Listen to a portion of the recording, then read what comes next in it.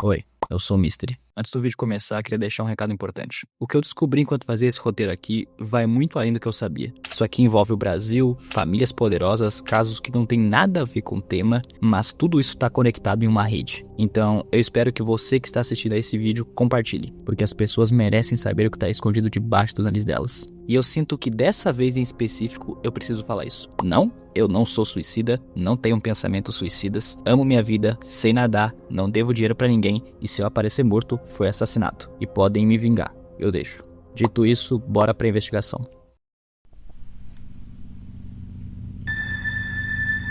Hoje é 3 de janeiro de 2019. Eu sou Sabrina Bittencourt e faço parte da Força Tarefa Somos Muitas. E nós estamos trabalhando sem pausa e com pressa em relação a todos os crimes cometidos pelo João de Deus e toda a sua quadrilha. A gente já descobriu que existe uma rede de tráfico há mais de 20 anos, feita de forma completamente organizada e com muitos cúmplices. A gente tem recolhido depoimentos, relatos, desde as mães adotivas dessas crianças que foram vendidas entre 20 mil e 50 mil dólares na Europa e nos Estados Unidos e na Austrália, intermediados por guias turísticas espirituais, até ex-funcionárias e cidadãos de Abadiânia que já estão hartos de serem coniventes de forma coagida com a quadrilha do João de Deus. O fato do João de Deus ter sido preso até ser julgado é um grande feito, é uma grande coisa que nós devemos agradecer às autoridades locais e principalmente às mulheres que tiveram a coragem de denunciar. Mas isso é só a ponta do iceberg.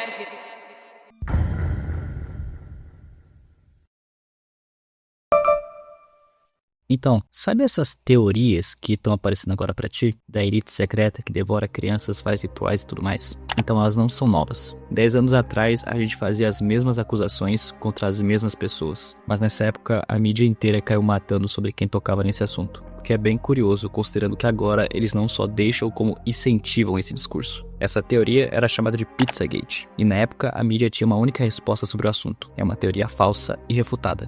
Bom, é uma teoria falsa? Pelas evidências apontadas antigamente e hoje em dia, não. Mas é uma teoria refutada então? Não. Quando dizem teoria refutada, é porque foi refutada da maneira deles. No caso, eles pegam um detalhe que está incorreto, corrigem e usam isso para desacreditar toda a teoria. Vamos dizer que tu tem uma acusação de que a pessoa X roubou um banco. Depois disso, ela matou alguém e viajou para a Rússia. Mas aí a mídia descobre que a pessoa não viajou para a Rússia, e sim para a Polônia. E como tem uma coisa incorreta, eles usam isso como prova de que tudo que tu disse é falso, sem nem sequer tocar nos assuntos principais e mais importantes. Dito isso, hoje eu vou te mostrar tudo o que ninguém te conta sobre esse caso. Inclusive, sabia que o Pizzagate nem sequer começa no Pizzagate, mas sim no Cheesy Bay? Antes mesmo dessa teoria ganhar atração na internet, tinha outra alegação que pouca gente conhece. Em maio de 2016, um usuário do Reddit fez um post sobre uma situação estranha que ele passava no Havaí. No post ele diz que perto de um dos prédios que ele ajudou a construir com seu chefe, ele detectou o seguinte: 25 a 30 redes Wi-Fi de baixa intensidade, todas com a mesma força de sinal, todas atingiam o pico no mesmo ponto específico, em cima de uma laje de concreto, e quanto mais ele se afastava desse ponto, mais fraco o sinal ficava igualmente em todas as direções, como se a origem estivesse ali embaixo. Ele também diz que os nomes das redes mudavam a cada 5 minutos, as redes ocupavam todo o espectro 2.4 GHz, os gráficos de sinal dessas redes subiam e desciam juntos de forma sincronizada, e a rede oficial da empresa na propriedade também variava o sinal exatamente no mesmo ritmo dessas redes misteriosas. O OP então usou uma câmera térmica e viu que aquele ponto da laje estava bem mais quente do que o resto. Então ele começou a furar esses lugares. Só que o furo que ele fez exatamente no ponto que estava mais quente drenava a água, como se houvesse algo oco ou um espaço abaixo disso. Já os outros furos eles se enchiam rapidamente. Um usuário perguntou se o autor conseguia se conectar às redes e sugeriu verificar o endereço MAC para descobrir o fabricante dos dispositivos. E também especulou sobre a possibilidade de haver um bunker subterrâneo ou uma ventilação escondida no local. Mas a partir daí a conversa ficou mais extrema. O autor do post respondeu dizendo que conseguiu se conectar às redes, mas não conseguiu quebrar as senhas. E disse que teve que fugir do local. Além disso, ele sugeriu que podia haver um espaço subterrâneo e mencionou alterações na drenagem pluvial do lugar. Mas uma parte da thread chamou a atenção de todo mundo. O OP disse entre aspas: "Também recentemente conectei meu antigo chefe a contas no eBay que vendiam HDs defeituosos e eletrônicos estragados por preços estranhos. O feedback dos compradores é estranhamente entusiasmado e há várias menções perturbadoras a crianças muito felizes e sem falsificações. Eu acho que tropecei em um possível esquema de tráfico humano." O nome dessa conta era Cheesy Bay. Então, quem é Cheesy Bay? O 4chan fez uma investigação e conseguiu descobrir o dono da conta. Era um cara chamado David Flintstone. Depois de várias tentativas, eles conseguiram hackear os e-mails de David e descobriram que ele tinha uma conta com nome falso no Facebook chamada Beef Skipman. Ambas as contas com o nome de David e com o nome de Beef Skipman possuem o mesmo título de Puba. Puba é o nome de um líder escolhido de uma sociedade secreta. Então, tu percebeu que a foto de perfil dele é o Senhor Cabeça de Batata? Será que isso aqui é um código para alguma coisa? Ok. Isso aqui não quer dizer nada ainda. Por acaso tem alguma conexão desse cara com o Partido Democrata? Sim. Um dos e-mails menciona um cara chamado Richard Windsor. E quem é esse cara? Bom, nem um cara ele é. E sim porque essa é uma conta fake de uma secretária da Fundação Clinton, uma mulher chamada Lisa P. Jackson. E agora vem a pergunta: por que uma pessoa como ela estaria falando com um cara como David Flintstone, que no ano passado foi condenado na Colômbia por tentar engajar com um menor de idade? Realmente, bem estranho. E falando nos Clintons, vamos falar da polêmica principal. Em 2016, a Wikileaks vazou vários e-mails do chefe de campanha de Hillary Clinton, o John Podesta. E nesses e-mails tinha muita coisa bizarra. Dos 2.000 e-mails vazados, há 149 instâncias de pizza, 73 de cachorros quentes, 85 de queijo, 78 de macarrão, 41 de molho, 84 de sorvete e 47 de noz. A palavra mapa, que também pode se referir a um código, aparece 917 vezes nos e-mails. Essas palavras muitas vezes aparecem em contextos muito, mas muito estranhos, que não tem nada a ver com comida. Esse é o elemento-chave do Pizzagate. Por exemplo, embora nós apareça 47 vezes de maneiras muito estranhas, o termo igualmente popular para nós em inglês, nutshell, não aparece nenhuma vez. Em vez disso, eles usam o termo walnut. Isso porque o walnut é uma palavra de código, e nutshell não é. Autoridades policiais e recursos online do dicionário urbano identificaram alguns termos que acabei de mencionar como palavras de código para Palavras de código permitem que as pessoas que se envolvem em atividades ilegais tenham um álibi caso suas comunicações sejam descobertas. Um exemplo simples e muito menos sério seria um estudante universitário referindo-se a um saco de erva como um livro. Aqui estão as principais palavras que foram identificadas como códigos. Nem todas estão 100% confirmadas, mas é isso que a gente tem como evidência. Se tu acha que isso aqui pode ser exagero, deixa eu ler alguns e-mails vazados pra ti. Abre aspas. Eu considero o sorvete, sua compra e seu consumo um negócio bastante sério. Não podemos apenas jogá-lo fora e sobretudo em referências casuais, especialmente ligado com a palavra livre. Fecha aspas. Abre aspas. Em vez de massa e molhos maravilhosos, foi uma variedade adorável e tentadora de queijos. Delícia. Estou aguardando o retorno de meus filhos e netos de suas férias para que possamos demoli-los. PS. Você acha que eu vou fazer melhor jogando dominó no queijo do que em macarrão? Fecha aspas. O quê? Obviamente eles estão falando em códigos aqui. Afinal, quem é que joga dominó em queijo? Dito isso, tem um e-mail específico que deixa tudo isso aqui bem mais sinistro. Abre aspas. Oi John, o corretor de imóveis encontrou um lenço. Eu acho que nele tem um mapa que parece relacionado com pizza. É seu? Fecha aspas. E qual que é o problema com isso? É o seguinte, lenços são usados para comunicar interesses e mapa é uma palavra de código para... E além disso, mapa em inglês é uma sigla para P. E vindo dessas pessoas, a gente só pode esperar o pior. Afinal, por que essas pessoas tão ricas ficam tão frustradas com pizza? Elas podem comer o que elas quiserem, lagosta, caviar, etc. Mas pizza? E também não é nada muito fantasioso desconfiar dos irmãos Podesta. Deixa eu contar uma coisa pra vocês. Os irmãos Podesta estavam aparentemente hospedados em Portugal na época do desaparecimento de Madeleine McCann, lá em 3 de maio de 2007. Eles estavam hospedados na residência do neto de Sigmund Freud, Sir Clement Freud, John Pedro. E sua casa fica apenas a meio quilômetro de onde Madeleine desapareceu. Aqui tá um esboço policial de alguns suspeitos do crime. E aqui tá uma foto dos irmãos Podesta. Será que foram eles? Comenta aí. Saindo desses dois, vamos falar do homem central dessa história. James Alefantis. Alefantis é o dono de uma pizzaria em Washington DC. O nome dela é Comet Ping Pong. e ele também foi mencionado várias vezes nos e-mails. Quando foram investigar ele, encontraram umas coisas bem estranhas sobre o sujeito. Para começar, James Alefantis parece ser um pseudônimo projetado para se assemelhar à frase J'aime les enfants, que significa eu amo crianças em francês. E o Instagram dele é repleto de fotos bizarras, especialmente para alguém que não tem filhos e possui várias fotos de crianças. Vou passar algumas fotos do Insta dele aqui para vocês verem do que eu tô falando. Alguns hackers do 4chan afirmaram ter encontrado uma área secreta de vídeos criptografados no site do Comet Ping Pong. Embora eles não pudessem descriptografar os vídeos, eles foram capazes de extrair uma imagem com texto que forneceu instruções para aqueles que estavam acessando eles. As instruções usavam a linguagem de código para discutir um aplicativo que os espectadores baixariam e usariam, e um aviso que dizia algo como: cada imagem abaixo está disponível por $1000, em letras miúdas. Você provavelmente tem que adicionar um 0 para obter o preço que estão cobrando por uma criança capturada. Temos 4 pizzas sobreviventes da sessão do mês passado. Todas estão à venda a um preço extremamente baixo. Como elas estão com problemas de saúde e não esperando para sobreviver, então é requisito que você termine de comer a sua pizza depois de sua sessão. O especial deste mês inclui um desconto de 30% na... Outro aspecto bem perturbador do Pizzagate são os vídeos de Majestic Cape, ou Amanda Kleiman, uma artista que fazia shows no local. O nome Amanda Kleiman é provavelmente um apelido, já que Majestic Cape não se parece ou nem sequer soa com uma mulher. Muita gente fala que o Majestic Cape, na verdade, é o James Alefantis de drag. Olhem um vídeo de Majestic Cape falando. O vídeo está em inglês, preste atenção na legenda. Jerry is known to hang out down here. He likes the world sounds. Tamales. And little boys. And children. I think that was his manager. No. We all have preferences. Anyway. Peraí, o quê? We all have preferences. Mais um aspecto bizarro são os locais vizinhos à pizzaria. Antes de eu mostrar isso aqui, tu precisa entender esse documento da FP de 2007, que mostra símbolos utilizados por para representar suas preferências.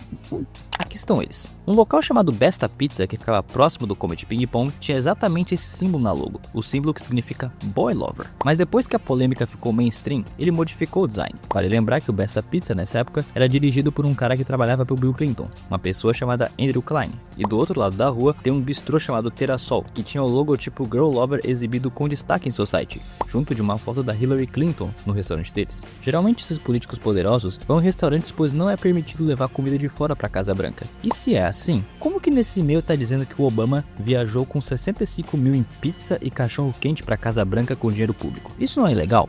Com essas informações que eu mandei aqui pra ti, devia ter no mínimo uma investigação, certo? Então, não teve nenhuma investigação. Tudo isso por causa de um cara, Edgar Madison Welch.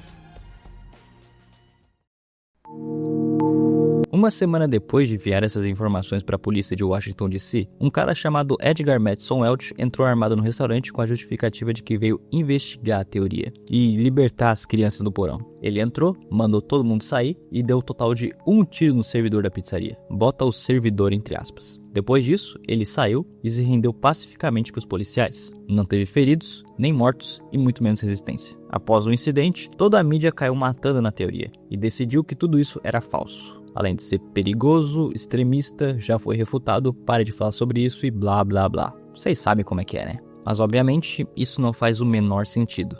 Vou explicar o porquê. Primeiro, ninguém viu esse cara entrando na pizzaria e atirando. Era para isso aparecer nas câmeras de segurança dos estabelecimentos vizinhos, que nesse dia em específico estavam viradas para o lado contrário da pizzaria. Essa câmera aqui tá filmando a parede. E as câmeras da pizzaria também não estavam funcionando, mas no dia seguinte estava tudo certo com elas. Bem conveniente. Isso sem falar nas, entre aspas, testemunhas do assunto. Basicamente não temos nenhuma testemunha do evento, exceto por uma pessoa, um advogado bem influente de Washington DC, chamado Sharif Slimi. Sharif teria ficado mais tempo dentro da pizzaria que os outros, e relatou ter visto o Edgar entrando na pizzaria. Segundo ele, ninguém lá dentro teria ficado em pânico com o Edgar, que andou calmamente no local carregando uma 12, o que é bem diferente de uma R15 que a mídia noticiou. Sharif também disse que Edgar estava tentando esconder a 12 do público e não ouviu nenhum tiro dentro da pizzaria. Isso é bem suspeito, considerando que o tiro que foi feito no server da pizzaria foi claramente feito com um rifle, e a única reportagem que temos com Sharif dando seu depoimento ignorou completamente seu relato e só repetiu as informações anteriores usando a foto dele. A única documentação de uma 12 no atentado só mostra shotgun, não especificada. Além disso, a narrativa que deram sobre Welch é que ele era um lunático de extrema direita que foi radicalizado por teorias da conspiração e num surto decidiu vingar as crianças vítimas de sabe-se lá o que for. Ele fez um vídeo sobre isso no seu carro expondo seus motivos. Por que ele não gravou algo assim dentro da pizzaria, eu não sei. Sem contar que Edgar tem muito pouco rastro na internet para alguém que era cronicamente online. Ele só tem algumas fotos, e o que a gente sabe dele é que ele trabalhou como ator. Conveniente, né? Inclusive, um dos filmes que ele atuou, The Bleeding, tem uma cena onde crianças são mantidas em cativeiro para servirem de alimento a vampiros. Quando tentamos descobrir de onde vem a família do Welch, descobrimos que o seu pai, Harry Welch, é dono de uma produtora chamada Forever Young Productions. Lá temos acesso à sua biografia, onde mostra que ele tem muitas conexões com o governo americano, em especial o exército, tendo sido convidado para várias coisas envolvendo artilharia e etc. Mas tem uma coisa em específico que faz dele alguém bem especial, pois segundo Harry, o presidente Ronald Reagan teria o convidado para explorar o complexo de montanhas de Cheyenne. Caso tu não conheça, esse complexo é basicamente uma área 51 dentro das montanhas. Ninguém sabe qual o tamanho ou propósito do lugar, além das pessoas que estão no topo da hierarquia do exército americano. E Harry Welch é uma das poucas pessoas no mundo inteiro que tiveram acesso ao local sem fazer parte do exército em si. Afinal, ele é um produtor de cinema, que não faz filmes há mais de uma década. Contudo, tem vários detalhes bem mentirosos na sua biografia, como de que ele é de uma organização de proteção às crianças, que não tem registro em lugar nenhum, ou que ele participou dos Jogos da Carolina do Norte, algo que também não existe, ou a passagem que diz que ele tem 7 recordes no Guinness Book, 3 deles sendo de flexão, com 715 flexões com a ponta dos dedos, 3.821 flexões com um braço e 100 flexões com um dedo. Além de supostamente ser tão bom com artes marciais e armamentos que até treinou o exército americano. E obviamente nada disso aqui é verdade. Na verdade, ele só é dono de uns filmes bem ruins. Olha isso aqui. Hey there, stud muffin. My name's Ralph. How you doing, baby? That shit is a 2-pack of ass. O que mais me chamou a atenção nesse caso aqui foi a juíza que conduziu o julgamento de Welch, Ketanji Brown Jackson, que mais tarde se tornou a candidata da Suprema Corte do presidente Joe Biden. Durante suas audiências de confirmação, o senador Josh Hawley criticou Jackson por sua leveza em condenar infratores em casos de... Abre aspas, ela teve 10 que eu vi, e eu não encontrei em um único caso em que algum deles é sentenciado. Sempre abaixo, e quase sempre abaixo das recomendações do governo. Em alguns casos, dramaticamente abaixo. Fecha aspas. Edgar também tem uma ficha criminal, e antes de ter atirado na pizzaria, ele atropelou um menino de 13 anos dirigindo bêbado. Welch, vindo de uma família com bastante dinheiro, com um pai que supostamente tinha conexões com o governo americano, e tendo uma ficha criminal assim, será que ele não mexeu uns pauzinhos para forjar esse atentado e limpar sua ficha criminal em troca de uma pena branda igual ele recebeu? Talvez, mas se for o caso, não valeu a pena. Isso porque ano passado, depois de ter um desentendimento com a polícia, Edgar Madison Welch foi morto a tiros. Não temos nenhuma testemunha do momento do tiroteio, mesmo Edgar estando no carro com 2 pessoas no dia, e também não temos informações detalhadas sobre o caso. E falando em exército, vale citar o escândalo da Jim Corp e a conexão desses e-mails. Para quem não sabe, em 2009, contratados da Jim Corp, uma empresa gigante americana que trabalha com coisas envolvendo conflito, etc., pagaram a um performer afegão de 17 anos para entretê-los em Kudus. Vários afegãos foram posteriormente presos e investigados. Seria relatado depois oficialmente que o menino estava vestido com jeans e uma camiseta, realizando uma dança tribal, e nenhum funcionário da Jim Corp foi processado pelo ocorrido. Para quem não conhece o termo, é um tipo de festa gay e de países muçulmanos, em especial do Paquistão e do Afeganistão. Tu deve ter pensado, como assim gay e muçulmano? Os muçulmanos não são completamente contra isso? São, mas é um pouquinho mais complicado. Isso porque nesses lugares, ser gay é algo muito grave. Mas por algum motivo, um homem vestido de mulher não conta pra eles. O Irã, por exemplo, não tem nenhum problema com cirurgias de troca de gênero. Pra eles, é 100% aprovado. Então eles fazem festas e aproveitam esses homens, que são sempre menores de idade, para fazer suas coisas. E nessas festas acontecem coisas igual acontecia na ilha do Epstein. E geralmente quem participa desses eventos e paga para ter acesso a coisas exclusivas é a elite do país, como sempre. E em um e-mail de 2009 do arquivo de Hillary Clinton, menciona a contratação pela Jim Corp de um garoto dançarino adolescente do Afeganistão para algum tipo de evento que, pelo menos para a maioria das pessoas, parecia muito inapropriado. Aqui está a citação direta. De acordo com o meu relatório, na semana de 13 de abril, o comandante regional da Jim Corp de Conduz, Flint Chambers, permitiu que seus homens contratassem um garoto dançarino de 15 anos para fazer danças tribais em uma festa da Jim Corp no local de treinamento. Alguns 15 ou mais funcionários da Jim Corp presentes puxaram uma única cadeira e fizeram o menino fazer danças simuladas. Isso foi capturado em vídeo. O vídeo mostra funcionários colocando notas de dólar na cintura do menino, assim como fariam na Joan. A farra durou cerca de 45 minutos. Essa mensagem foi enviada diretamente para Hillary Clinton por Cheryl Mills, que é uma de suas advogadas mais proeminentes. Com base no e-mail, parece que o Washington Post estava escrevendo para Hillary Clinton e sua equipe sobre um artigo do futuro sobre o escândalo da Jim Corp. E parece que Mills e o resto da equipe então se envolveram em controle de danos para silenciar parte desse artigo futuro. Nos e-mails de Hillary Clinton também há outro sobre comportamento inapropriado por contratado do departamento, algo que também ocorreu no Afeganistão, em 16 de abril de 2009, cujas circunstâncias não estão claras, mas podem se referir a uma overdose de drogas de um contratado mencionado no e-mail do garoto afegão, isso segundo a Wikileaks. O vídeo do incidente aparentemente existe, mas foi completamente apagado da internet e a gente não consegue ter acesso a ele hoje em dia. Vale também ressaltar que a Jim Corp está envolvida em vários escândalos assim, envolvendo e mais coisas horríveis. Um dos e-mails vazados enviado por Tamara Luzzatto, ex-chefe de gabinete de Hillary Clinton, diz o seguinte, abre aspas, nós planejamos aquecer a piscina, então um mergulho é uma possibilidade. Bonnie será o serviço de Uber para transportar Ruby, Emerson e Maeve Luzzatto. 11, 9 e quase 7. Então, você terá mais entretenimento, e eles estarão nessa piscina com certeza. A parte de entretenimento dá um ar bem ruim para essa mensagem, mas calma que fica pior. Luzzatto tinha um negócio online que remonta a pelo menos 2009, 7 anos antes do lançamento dos e-mails. Ela administrava um site trancado apenas para membros, que exigiam uma senha para a entrada, intitulada EveScrib. Nesse site nos deparamos com uma manchete que dizia, Evelyn está crescendo, em breve ela será a rainha de todos os Estados Unidos. Agora, por um tempo limitado apenas, você pode passar algum tempo com ela online, bruto e sem cortes. Aproveite isso agora, pois no futuro ela terá o poder de vida e de morte sobre você. No artigo mostra uma fotografia de Luzzatto com 4 crianças. Bruto e sem corte é sinônimo de linguagem. Então, o que ela quis dizer com isso? O site também contém umas categorias no mínimo suspeitas, tipo manipulação parental, desconforto, tranquilizantes, negligência, psicopata.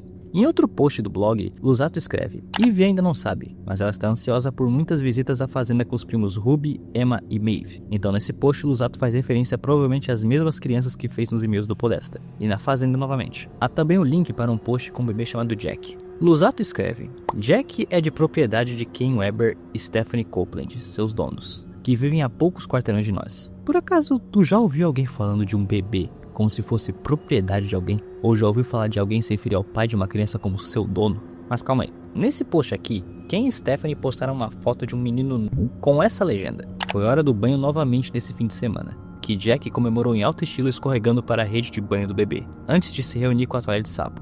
Jack luxuriou e esfolou em um mergulho quente pela janela da cozinha. Não parece ruim, né? Até tu ver a última frase. Versão sem censura dessa foto disponível apenas para assinantes premium. Carinha piscando. Alguém pode pensar em uma razão lógica ou inocente pela qual alguém promoveria versões não censuradas de fotos de bebês e crianças ou imagens delas brutas e sem cortes que não envolvam coisas legais? Eu não consigo. E eu acho que ninguém consegue. Selem enviou esse e-mail para W. Lewis. Com os dedos cruzados, o pé do velho coelho fora da caixa do sótão, eu vou estar sacrificando uma galinha no quintal para Moloch. O pé de coelho é popularmente conhecido por trazer boa sorte, mas alguns cristãos argumentam que a superstição está intimamente relacionada à bruxaria.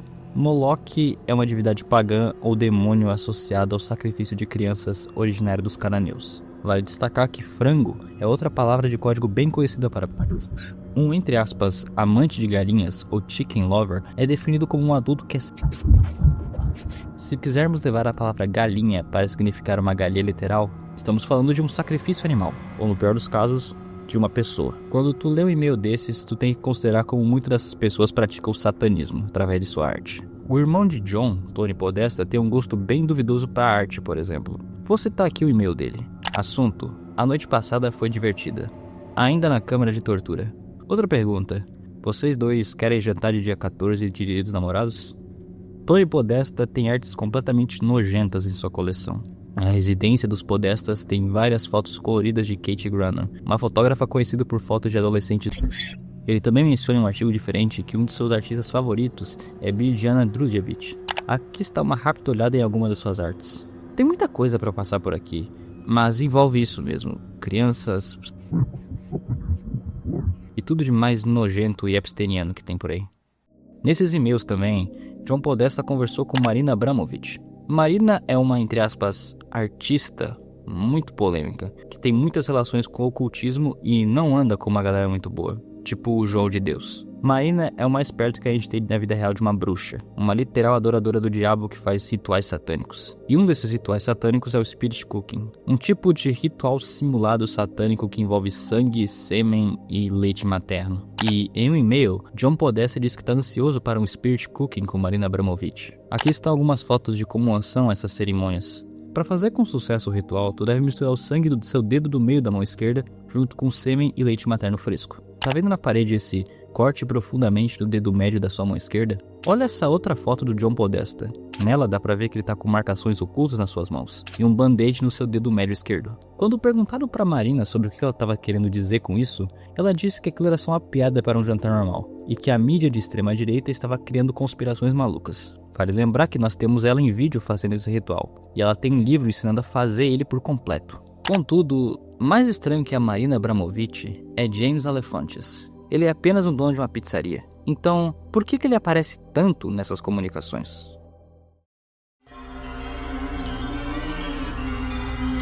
James Alefantis é o dono da pizzaria Comet Ping Pong, um lugar que recebe um tráfego incomum de gente poderosa de Washington DC. E como dito antes, seu nome pode muito bem ser um pseudônimo para a sentença James des Enfants. Afinal, no Instagram dele tem uma foto de um cara com uma camisa escrito exatamente isso. Mas esse nem é o pior, e sim, como mencionado antes, as fotos artísticas que ele posta. Algumas delas eu não mostrei no começo do vídeo porque elas são realmente muito explícitas, e tem umas coisas bem depravadas. E para um cara com tantas conexões, por que ele tá postando crianças e coisas explícitas da sua pizzaria? E também, por que ele postou uma foto da afilhada dele amarrada na mesa com fita? A foto dele no Instagram é de uma estátua. Essa estátua é a de um rapaz da Grécia Antiga chamado Antimo, que era basicamente pro imperador Adriano. Vale notar que ele conheceu Adriano quando tinha 12 anos de idade. Isso, combinado às fotos que tem no Instagram dele, dá para se deduzir que ele não fazia isso de inocência. Isso sim é sinistro, pois na pizzaria family friendly dele tem umas pinturas bem estranhas, diga-se de passagem. E também lá se apresentam umas bandas de vez em quando, tipo a Heavy Breathing e a Sex Dance.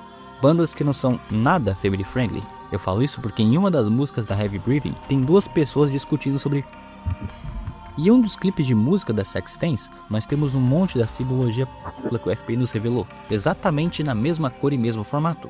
Agora, falando nas coisas que tem dentro da pizzaria, lembra do servidor do local? Um youtuber chamado Flash Simulator já se apresentou dentro da pizzaria, pois ele tinha uma banda e performou lá dentro. E segundo ele, o lugar, além de ser bem estranho, possuía vários servidores. Basicamente um armário cheio de mini servidores, algo que valeria milhares de dólares em equipamento. E nem foi isso que Edgar Madison Welch atirou. Ele atirou em um computador velho e a gente pode confirmar isso pelas filmagens da reportagem. Mas então, para que tantos servidores? O que eles fariam com isso?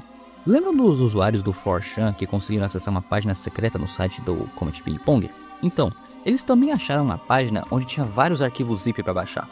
Infelizmente, não conseguiram baixar nenhum, pois eles eram protegidos com senha. Mas um dia depois da descoberta, a página foi bloqueada, e a única maneira de acessar era adivinhando a senha exata. Junto com isso, a Wayback Machine começou a retirar o URL da página do site deles. Então, é quase impossível hoje em dia ver um registro do domínio. Isso é extremamente suspeito. Agora que tu sabe disso, eu quero te mostrar algumas coisas mais obscuras nesse e-mail envolvendo James Alefantis.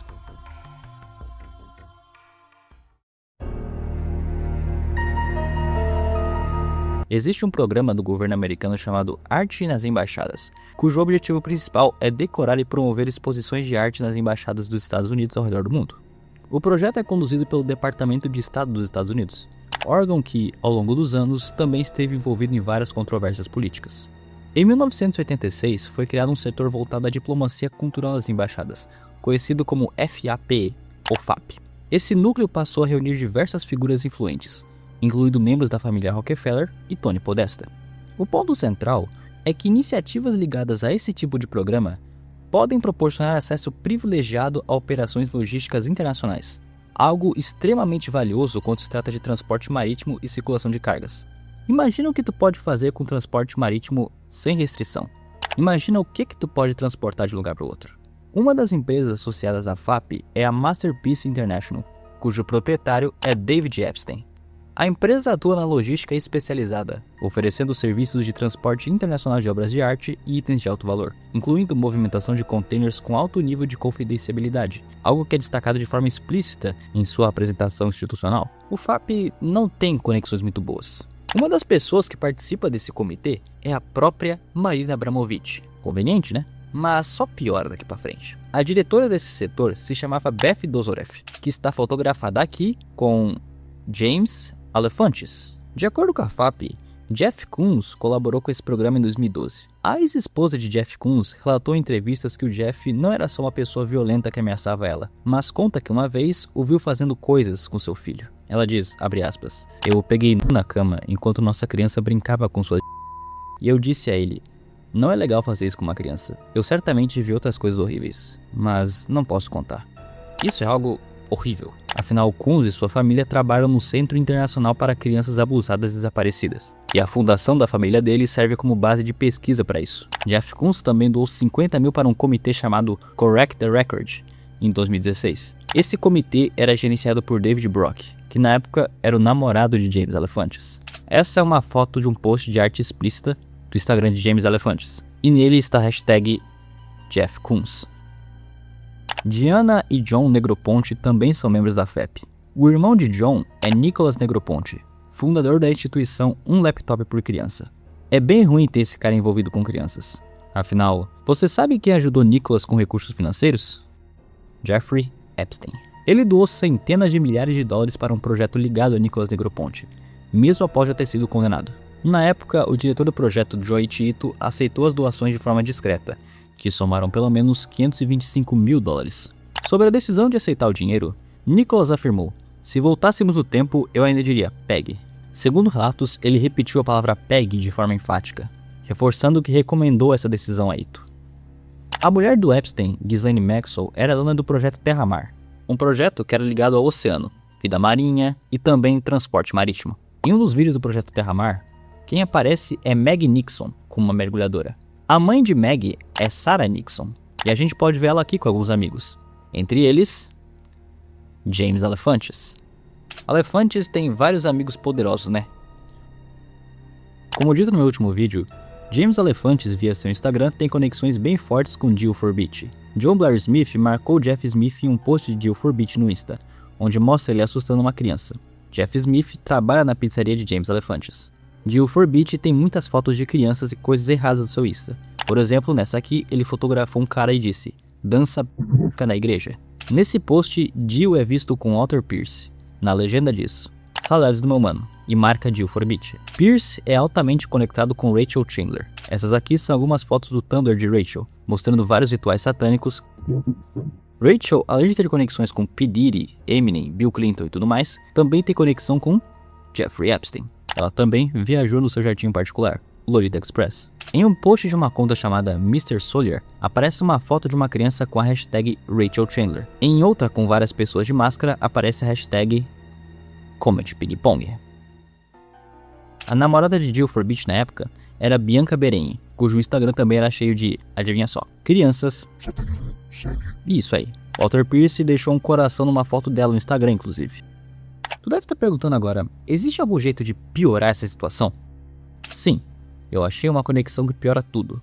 E agora eu vou te mostrar. Conheça Mark Dutroux. O caso do Mark é muito longo para eu falar aqui, mas basicamente, assim como João de Deus era o Epstein brasileiro, Mark Dutroux era o Epstein europeu. Mark raptava meninas e fazia coisas horríveis com elas em castelos e propriedades de elites. Regina Luffy, conhecida como testemunha X1 do caso, alegou a existência de uma rede organizada que envolvia figuras de destaque na sociedade. Hoje eu vim defender ela. Conheça Axel Verwoerd, um renomado designer de interiores, que já trabalhou com Kanye West, Kim Kardashian, Robert De Niro, Sting, Calvin Klein, Bill Gates, Madonna, os Rothschild, a família real saudita e a família real belga. Verwoerd é dono de um castelo em Grevenwesel, que fica adjacente ao castelo Kattenhof, propriedade da família de Catters. Regina Luff alegou que no castelo ela foi forçada incluindo Catherine de Cooper, uma menina desaparecida em 91 cujo corpo foi encontrado só em 1992. O conde Jan de Meaux de Argentou distribuiu uma lista em 1999 acusando várias elites belgas de participar nessa rede. Vervoet aparece como número 18 na lista, sem detalhes específicos sobre seu papel. O conde se um ano depois, em 2000. Em 2001, o negociante de arte Michel Van Ryn acusou Vervoet de ser baseado em relatos da jornalista americana Amy Page, que ficou hospedada na casa dele. Page alegou que Vervoet foi menino de 6 a 12 anos de idade, mas que isso havia parado há anos. Van Ryn gravou secretamente a conversa. Axel não é um homem mau. Fora o fato de que ele gosta de garotinhos, ele é um cara legal. Não mais. Hã? Não mais? Não há anos. Nos arquivos lançados do Epstein, há uma referência do próprio recebendo o site ou página web de Axel Vervoet em 2012, mas não há detalhes sobre o contexto. Vervoet também é amigo de Marina Abramovic há décadas. Como colecionador influente, ele promoveu obras de Abramovic em suas galerias e exposições. Abramovic descreveu Vervoet como um mestre em entrevistas, elogiando sua filosofia de wabi-sabi. No e-mail do Spirit Cooking também há uma menção ao Vervoet. No final do e-mail, Abramovic lista suas exposições atuais e futuras. Uma delas é Proportio, que foi curada por Axel Vervoet. Aqui também tem uma foto dos dois no Instagram. Sabe que também mencionou Axel Vervoet no Instagram? Tudo tá conectado.